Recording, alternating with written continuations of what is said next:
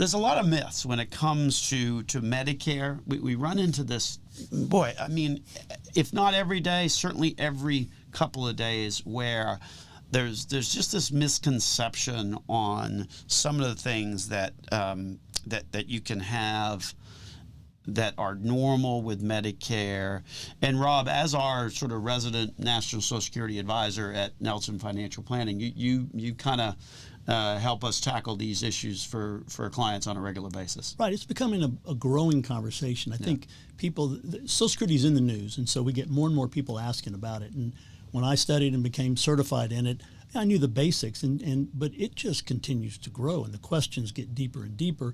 And then the same website that's you're using for Social Security is also the same place you go for Medicare. And at some point, your Medicare premium may be coming out of your Social Security payment. So we've just spent more and more time trying to keep up with it, and it changes. Every year the rules change. There's plenty of mention of it in the news. So, I try to keep up with the best I can. As you've mentioned before, we're not selling medical insurance, but we certainly can advise and help coordinate. First of all, the big difference between Social Security is money's coming to you, and you can start at 62, wait till age 70. But with Medicare, it's kind of a little more black and white. It's at age 65 is when it starts, and depending on your job and things like that, it determines whether you got to start right then and there.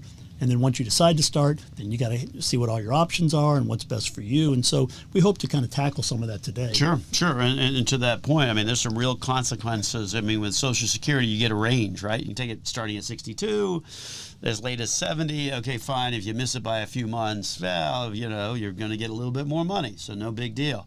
With Medicare, though, you've really got that age, and so that's where a lot of these conversations kind of get into, is sort of that general, some good solid general advice regarding Medicare, and of course with open enrollment starting in like 30 days from now on October 15th, and appropriately enough, good topic for today's show.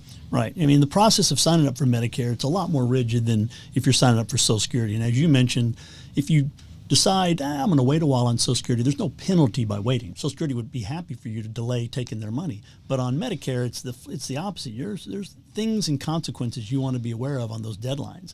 Since we know that, Medicare, it's going to play, it's going to affect 70 million Americans or more. So that's a lot of people who need to really be paying attention to what their options are and make sure they don't miss any penalties. And we got a lot of misinformation going around. It's one of the reasons that we talk a lot about this, is that